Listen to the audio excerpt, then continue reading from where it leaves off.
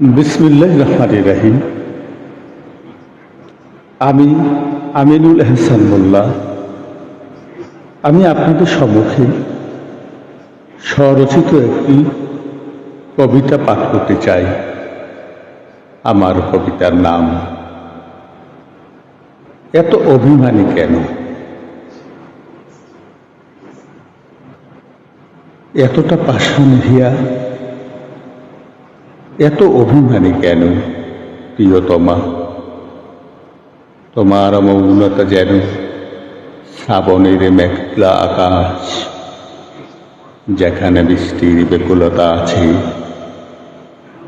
কিন্তু ঝর্ণার নাম নেই। বুকেরও বাম পাশে এক ফালি বিষাদ নিয়ে দাঁড়িয়ে আমি,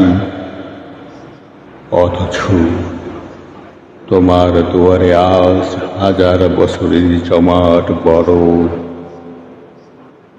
তুমি কি জানো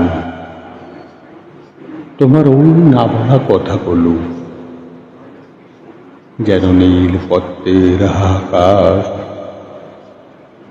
যা ফোটার আগে শিশিরের ভারে নিয়ে পড়ে। তোমার অভিমান ঠিক যেন শরতের অবাধ্য মেঘের মতো, একটু ছোঁয়া পেলেই যা বজ্র হয়ে পেতে যায় আমার পাজরে। কখনো তুমি মরুভূমির তপ্ত বালুর মতো তৃষ্ণার্ত, আবার কখনো গহীন অরণ্যের নিস্তব্ধ ছায়ার মতো রহস্যময়ী। তোমার চোখে আজ অকাল সন্ধ্যার কাল বৈশাখী, যেখানে আমার সাজানো স্বপ্নের আগর ছাড়া পাখির মতো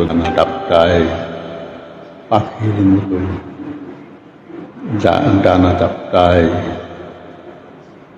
কেন এত দূরে থাকো হে প্রিয়া,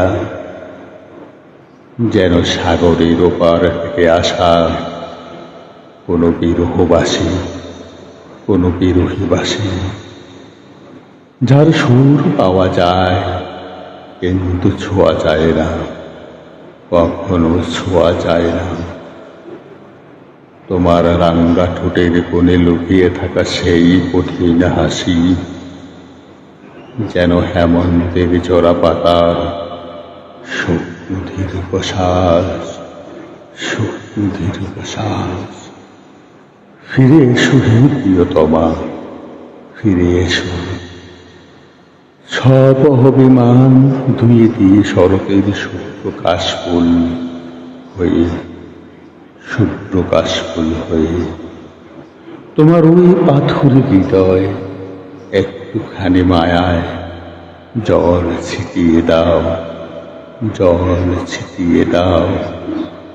নইলে এই বিরহ কবি চিরকাল তোমার মৌনতার মিছিলে এক নিঃসঙ্গ পথচারী রয়ে যাবে, এক নিঃসঙ্গ পথচারী হয়ে রয়ে যাবে। তুমি ফিরে এসো হে প্রিয়তমা, ফিরে এসো।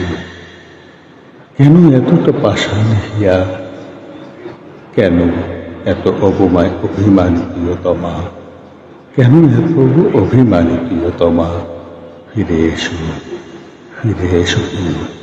প্রিয়তমা, ফিরে এসো। নইলে এই বিরোহী কবি চিরকাল তোমার মৌনতার মিছিলে এক নিঃসঙ্গ পথচারী হয়ে রয়ে যাবে। ধন্যবাদ।